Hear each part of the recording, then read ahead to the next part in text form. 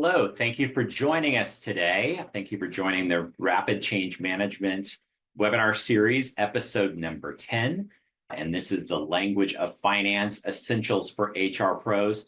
Just really humbled by everybody that joined us. Thank you so much for taking the time out of your day.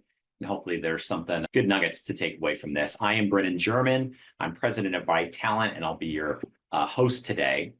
And before I jump into our topic, I just want to give you context as to what this webinar series is about. One of our values as a business is to serve our community. And really coming out of the pandemic and going into 21, 22, we just saw a lot of change happening. And we wanted to support our clients, our consultants, and our colleagues at just providing support any way we could. And so we created this Rapid Change Management series. And so we created a change management playbook. We created webinars, and we also created services. And the way to find this information is on our websites. Let me quickly walk through this with you. And if you went to brighttalent.com and you would find the homepage here, you could either find resources under resources, and you'd see the webinars here, and this is where Rapid Change Management exists.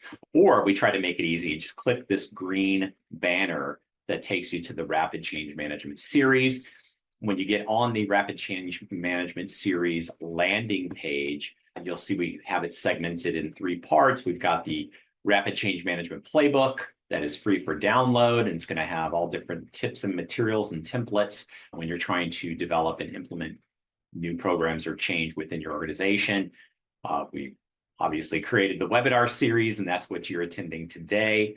As well as services catered for those that maybe need some help with change management. So related to the webinar today, we are recording this webinar, and you would come to the webinar page here. You would come down, here's our current webinar, and below that is where we keep the recorded webinars from the past. And as I mentioned, this is episode 10, so we have 9 others. If you're interested in, you might consider coming here and checking those out. So once this webinar is finished, this is where you would come to get a chance to watch this. So that is our website and where to find this information.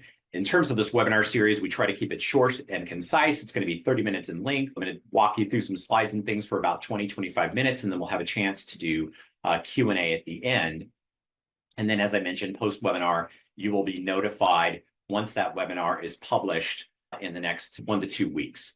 So jumping in, just to kick this off, I thought I would share a little bit about myself in terms of how I got here and why this topic is important to me. So I graduated college as a long-haired, wannabe poet, degreed in English, and was not focused at all in business finance, but had good fortune. I met my future wife and landed a corporate job with the Gallup organization, originally as a project manager, then a recruiter. So in essence, I fell into HR, fell into recruiting, and just furthered my career in talent acquisition and HR leadership, also into project management and change management.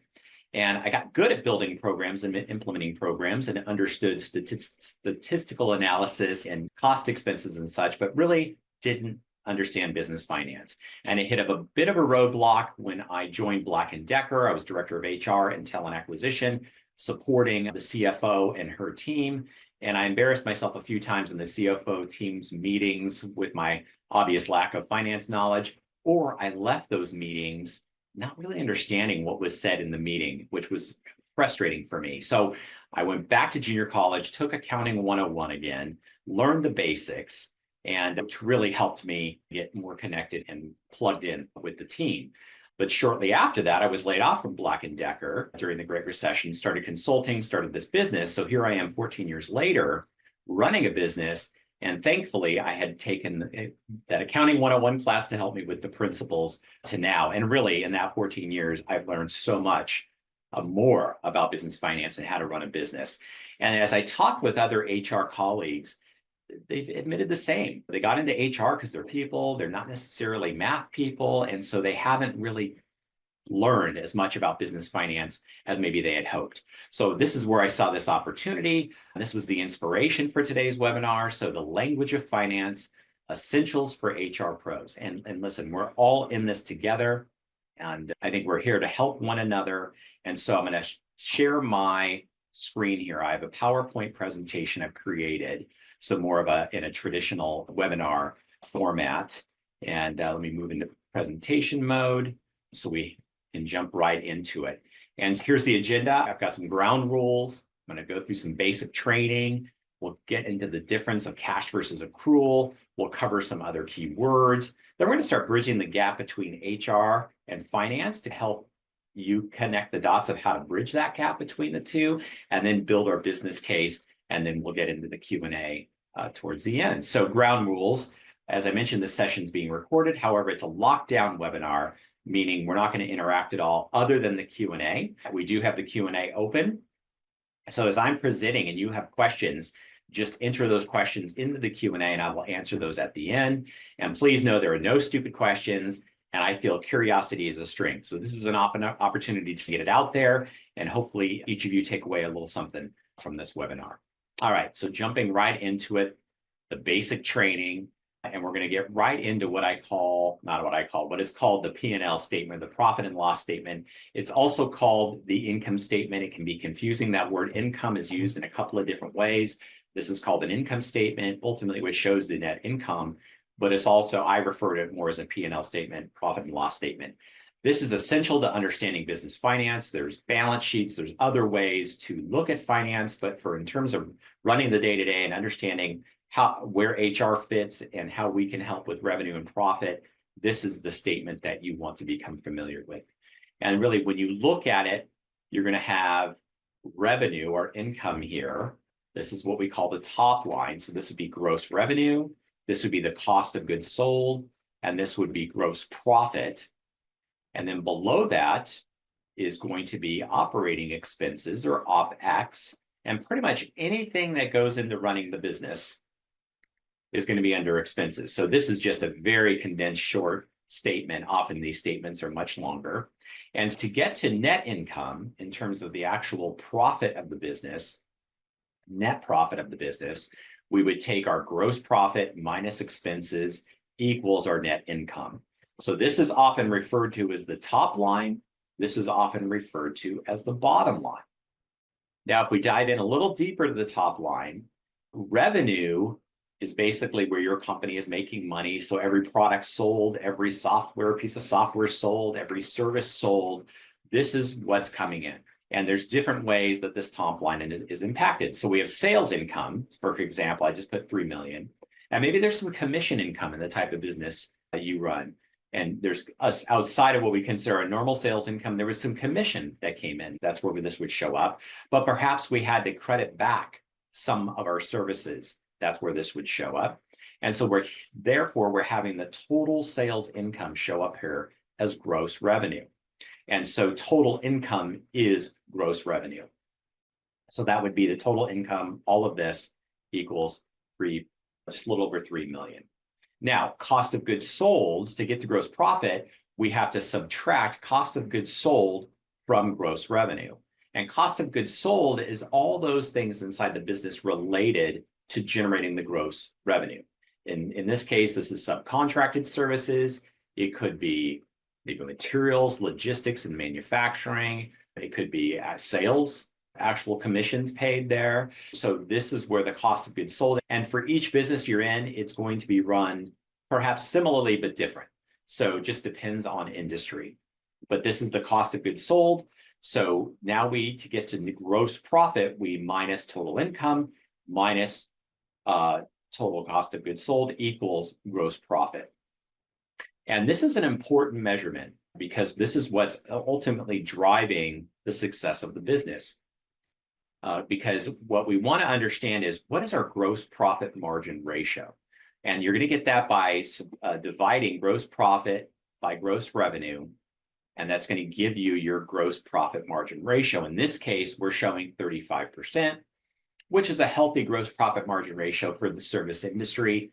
If you're in medical device, that could be 80%, that could be 70%. If you're in software, it could be higher because there's a lot of R&D expenses we're trying to recoup here.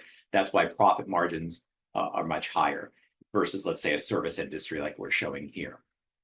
So this is the top line. Now moving to the bottom line, as mentioned, This is where most expenses are captured here, such as advertising, your insurances. Salaries are a major component, typically, of most OpEx. If you have employees, are usually your most expensive asset, not expense, asset, but they show up under the expenses. So this would total our total expenses minus the net operating income, and that's going to give us this net income. There's some other expenses that usually get added in. So this gives us our net income. So top line minus OpEx gives us our bottom line, which is the net income. And very similarly, we are measuring this net income to understand what is our net profit margin ratio. So we're trying, and this is net income divided by gross revenue to get that ratio. In this case, this is 11%. Could be good, could be bad, depends on the industry, depends on the month, depends on the year. Obviously, in business, any positive is good, any negative is not so good. So in this case, it's 11%. That could be considered average, just to give you some kind of perspective as to what we're looking at. And so now as we bring it back together again, we've got the top line, which is gross revenue, cost of goods sold, to give us the gross profit. And then we have the operating expenses minus gross profit gives us our net income. So again, top line, bottom line. And if we were an active audience, I would ask you, what do you think the CEO is looking at? And what do you think the CFO watches? And the truth is, obviously, both are looking at all of this. However, CEOs typically are focused here because they're focused on growth, reaching that vision. CFOs are often focused here because they need to make sure that we're operating within the forecasted margins that we hope to be. And then this is really managed on a monthly basis, sometimes weekly basis, depending on the performance and size of the business. So that is the P&L statement. Now let's get into cash versus accrual. These are terms that are often confused or can be confusing. So I like to think of it this way. Think of an accrual as an invoice, either an invoice received to be paid or an expense received to be paid. And so this is the way that you would look. It's a little more forward looking. It's not cash actually coming out or into our account. So this is how we look at managed sales and cost of goods sold. It's a little bit more forward looking and it can predict performance. Whereas cash is actually cash received for an invoice or cash paid for an expense. So it's actually cash coming in or out of our account. And so this is where we obviously manage our expenses. And this is the numbers that we usually are used for tax purposes because it's actual cash you're being taxed on. And so again, actual cash.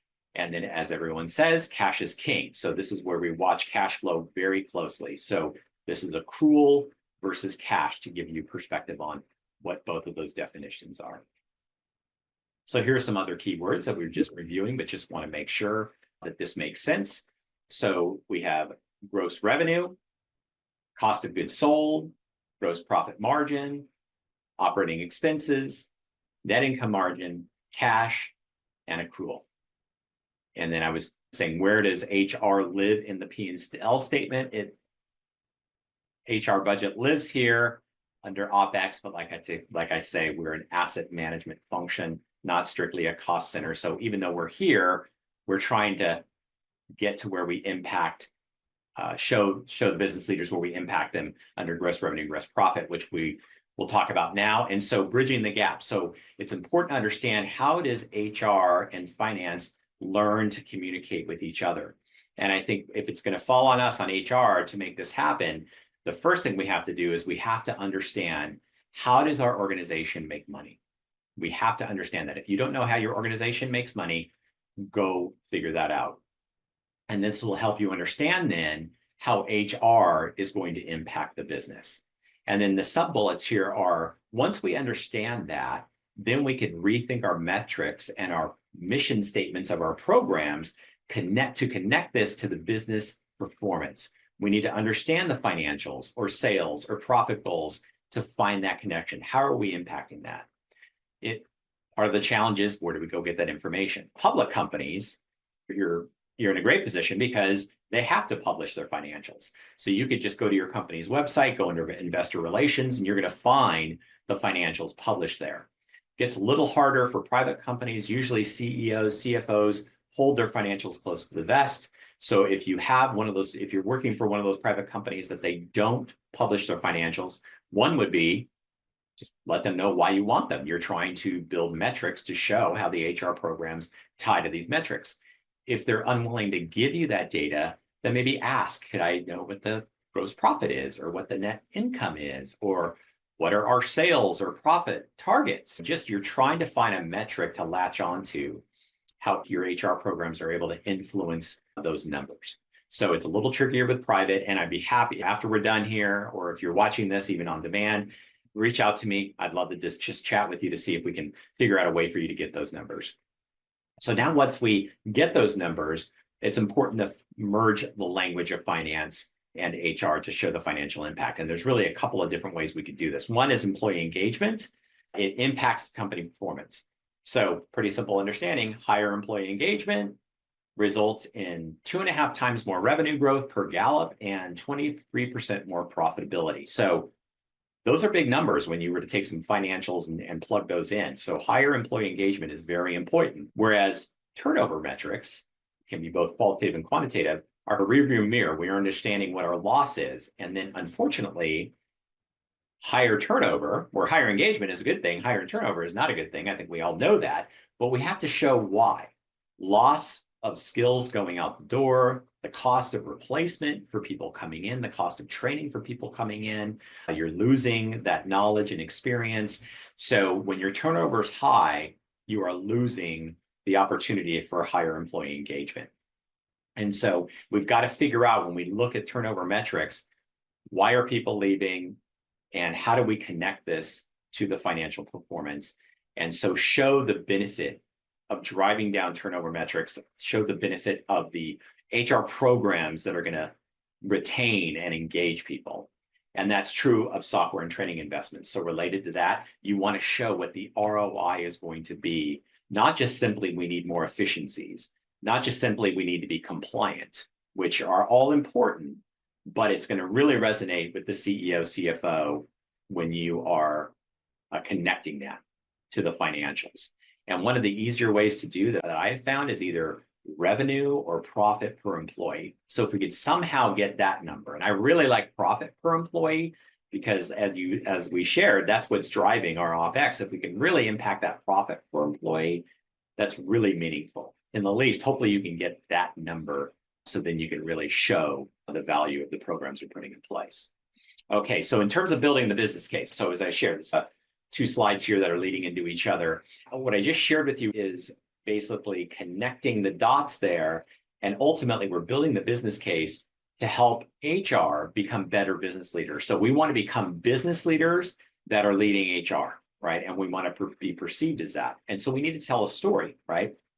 And the story is this: what we already know. We're experienced HR people. We know this. If we build an employment value proposition that drives a good employee experience, that will enable employee engagement.